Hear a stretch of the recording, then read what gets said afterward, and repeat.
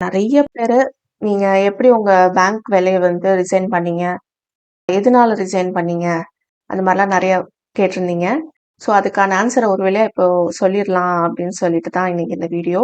என் லைஃப்ல நான் நெறைய அப்ஸ் அண்ட் டவுன்ஸ் பார்த்துருக்கேன். ஜெனரலா யாரையாவது பார்த்தா அவங்க லைஃப் இப்படிதான் அப்படின்னு நம்ம தீர்மானிப்போம். பட் அப்படி கிடையாது அப்படிங்கிறத இத வந்து நீங்க தெரிஞ்சுக்கலாம்னு நெனைக்கிறேன். ஸோ, நான் பொறந்தது, படிச்சது ஸ்கூல், காலேஜ் 2மே எல்லாமே படிச்சது வந்து தஞ்சாவூர் தான். இப்போ நான் இருக்கிறதும் தஞ்சாவூர் தான். என்னோட டவுன் அந்த சின்ன வயசுலன்னு பார்த்தீங்கன்னா, 12 வயசுல என் அம்மா வந்துட்டு பிரஸ்ட் கேன்சர்னால இறந்துட்டாங்க. அதுதான் என்னோட பெரிய டவுன். அடுத்தது எங்க அப்பா வந்துட்டு எனக்கு 16 வயசு இருக்கும்போது இறந்துட்டாரு. ஸோ, அதுக்கப்புறம் நானும் என் அக்காவும் மட்டும் தான். அவங்க வந்து என்ன விட பெரியவங்க. 7 வருஷம் பெரியவங்க. ஸோ, நாங்க 2 பேர் தான். நான் வந்து எனக்கு சின்ன வயசுலேருந்தே எனக்கு வீட்ல இருக்கிறது ரொம்ப பிடிக்கும். வீட்ல இருக்கிறது ரொம்ப பிடிச்ச விஷயம். ஸோ, ஆனா அவங்க வந்து, "நீ கண்டிப்பா வேலைக்கு போய் தான் ஆகணும்." அப்படின்னு சொன்னனால, நான் ஐபிபிஎஸ் எக்ஸாம் எழுதினேன். ஃபர்ஸ்ட் மார்க்ல பாஸ் பண்ணி 2014ல கிளர்க்கா ஜாயின் பண்ணி, அதுக்கப்புறம் ப்ரமோஷன் வாங்கினேன். ஈவன் பெஸ்ட் ஆஃபீசர்ன்னு அவார்ட்லாம் கூட வாங்கினேன். அதுக்கப்புறமா என் ஹஸ்பண்ட், அவர் வந்துட்டு 2017ல கல்யாணம் பண்ணிக்கிட்டோம் நாங்க. அவர் வந்து என்னோட ஸ்கூல் தான். லவ் மேரேஜ் தான். பட் ஸ்கூல்ல இருந்தே லவ் பண்ணோமான்னு கேட்டீங்கன்னா, இல்ல. ஸ்கூல்ல இருந்து ஃப்ரெண்ட்ஸ்ன்னு சொல்லலாம். 1 வருஷம் லவ் பண்ணோம். அதுக்கப்புறம் கல்யாணம் பண்ணிக்கிட்டோம். எப்பவுமே பெஸ்ட் ஃப்ரெண்ட வந்து கல்யாணம் பண்ணிக்கிட்டா வாழ்க்கை நல்லா இருக்கும்பாங்க. அந்த மாரி என் வாழ்க்கையில ஒரு பெரிய அப்டின்னா என்னோட கல்யாணம் தான். ஏன்னா என் ஹஸ்பண்ட் வந்து எனக்கு கடவுள் குடுத்த கிஃப்ட்ன்னு நெனைப்பேன். என்னோட 2வது கிஃப்ட் வந்து என் பையன். 2018ல பொறந்தான் அவன். பையன் பொறந்ததுக்கப்புறம் வேலைய விடணும் அப்படின்னு நான் முடிவு பண்ணேன். ஏன்னா எனக்கு தெரியும் என்னோட வேலை எப்படி அப்படின்னு சொல்லிட்டு, அதுவும் ஆஃபீசர் ஆனதுக்கப்புறம். அதே மாரி என் ஹஸ்பண்ட் கிட்ட நான் கல்யாணத்துக்கு முன்னாடியே சொல்லிட்டேன். எனக்கு வீட்ல இருக்கிறது தான் ரொம்ப பிடிச்ச விஷயம். எனக்கு ஹோம் மேக்கரா தான் இருக்கணும். அதனால நான் வேலைய விட்டுருவேன்னு சொல்லியிருந்தேன். ஸோ அதே மாரி வேலைய விட்டேன். நெறைய பேரு ஏன் அப்படின்னு இன்னும் ரீசன்ஸ் கேட்டீங்க அப்படின்னா, ஆ நான் ஆசைப்பட்டேன் அப்படிங்கிறத தாண்டி, இந்த வேலையில நெறைய பிரஷர்ஸ் இருக்கு. பேங்க் ஜாப் அப்படின்னா ஒரு ஒயிட் காலர் ஜாப் அப்படிம்பாங்க. அது இந்த காலத்துல கிடையாது. ஒரு 20, 30 இயர்ஸ் பேக்ல வேணா அப்படி சொல்லலாம். இப்போ வந்து அது ஒரு கார்ப்பரேட் ஜாப் மாரின்னு வச்சுக்கலாம். ஐடில எப்படி ஸ்ட்ரெஸ் இருக்கோ, அத விட அதிக ஸ்ட்ரெஸ்ஸே இருக்கும். ஏன்னா ரியல் மணி இன்வால்வ் ஆயிருக்கு. டிமானிட்டைசேஷன் பீரியட்லலாம் அவ்ளோ பணம் இழந்தவங்க, கேஷியரா உட்காந்துருக்கவங்க எல்லாருமே கேஷியரா இருந்தோம். நான் ஆஃபீஸரா இருக்கும்போதும் கேஷ் வாங்குனேன். ஏன்னா அவ்ளோ ப்ரெஷர்ஸ் இருந்திருந்தது.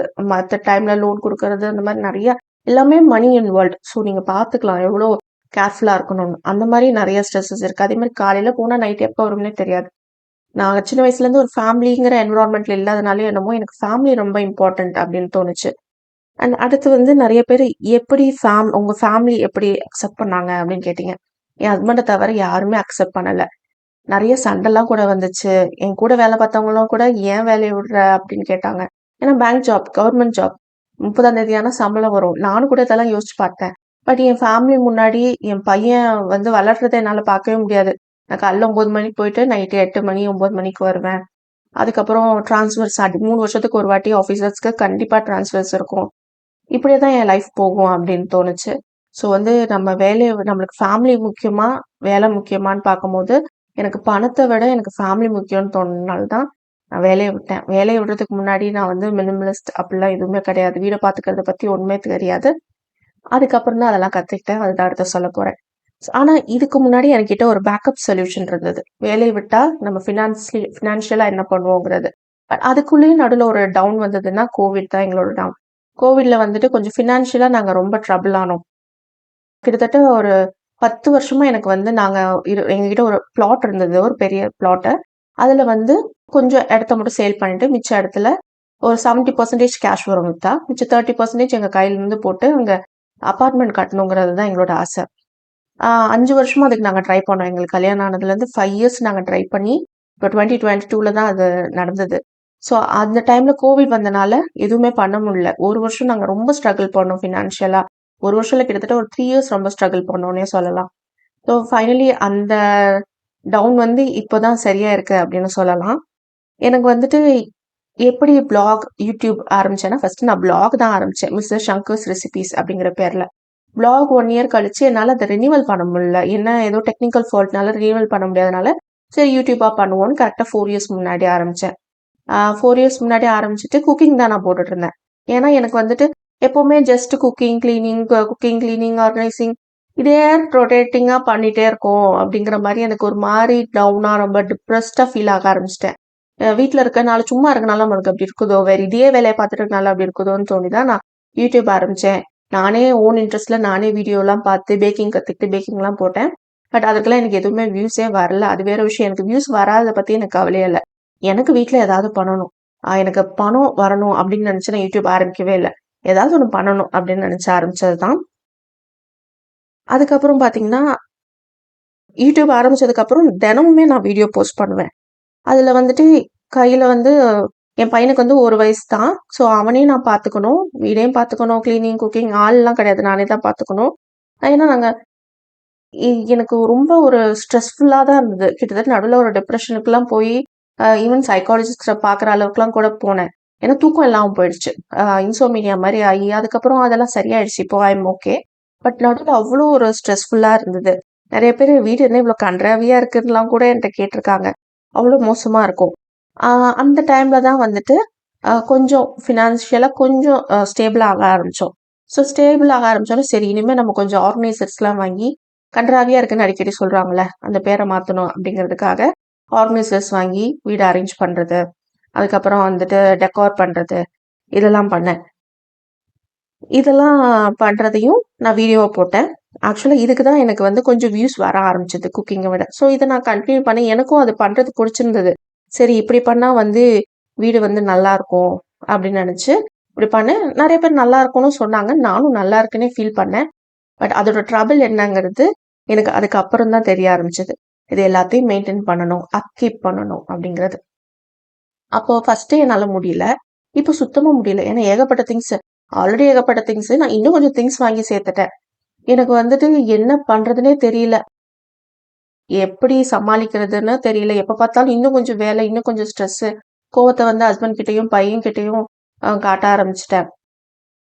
அதுக்கப்புறமா ஒரு நாள் ஒரு சேனல்ல வந்துட்டு life changing magic of tidying up அப்படிங்கிற ஒரு புக் மேரி கோண்டோ அப்படிங்கிறவங்க ஒரு ஜப்பானீஸ் ஆர்கனைசிங் ஸ்பெஷலிஸ்ட் எழுதினவங்க.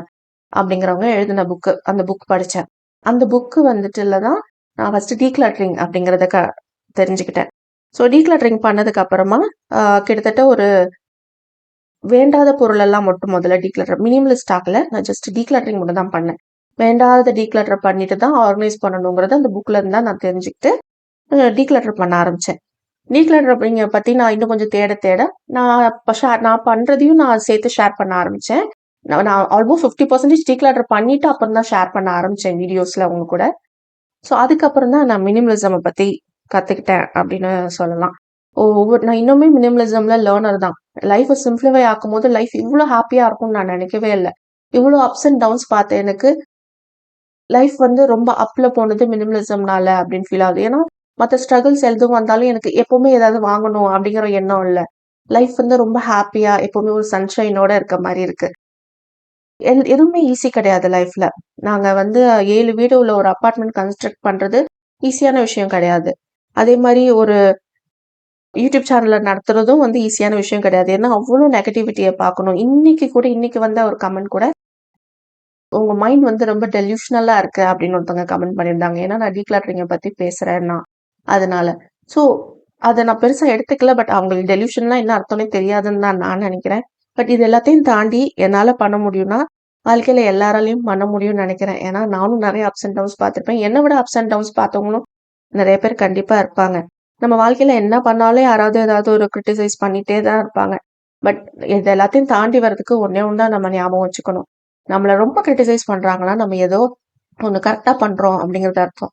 ஏன்னா நான் மினிமலிசம், டிக்ளட்டரிங் பத்தி பேசும்போது நெறைய பேர கிரிட்டிசைஸ் பண்றாங்கன்னா, நான் கரெக்ட்டா தான் போறேங்கிறது அர்த்தம். ஏன்னா, அவங்க அவங்க பண்ற ஏதோ ஒரு தப்ப நான் சுட்டிக்காட்டிட்டனால தான் அவங்க இப்படி சொல்றாங்க அப்படின்னு தான் நான் நெனச்சுப்பேன். ஸோ வந்துட்டு அன்வான்டட் அட்வைஸ், கமெண்ட்ஸ், ஒப்பீனியன்ஸ் இதெல்லாம் மனசுல எடுத்துக்காதீங்க. உங்க மனசுக்கு என்ன தோணுதோ அது வெளிய போங்க. கடவுள் உங்க கூட எப்பவும் இருப்பாரு. வீடியோ புடிச்சிருந்தா லைக் பண்ணுங்க. நம்ம சேனல் புடிச்சிருந்தா please do consider subscribing. Thank you for வாட்சிங்.